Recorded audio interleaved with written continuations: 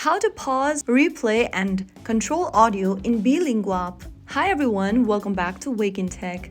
If you're wondering how to control audio like pause, replay, or skip on Beelinguapp, then here's how you do it. First of all, launch open the Beelinguapp application on your mobile device.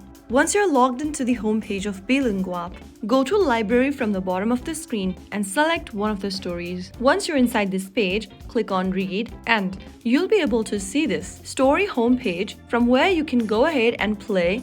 To start the audio, go to the bottom right corner and tap the play button in the center.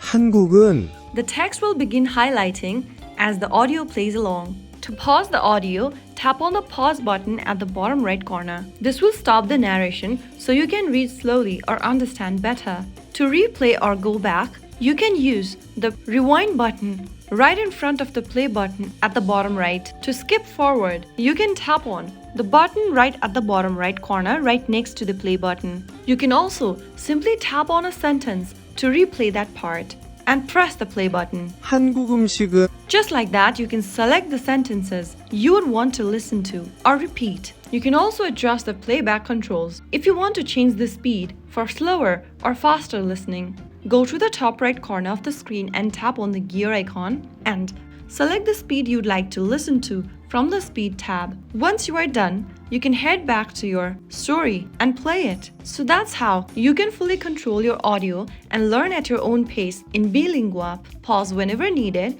replay tricky parts, and enjoy the process. If you found the video helpful, don't forget to like, share, and subscribe to our channel. I will be back again in the next video. Thank you for watching.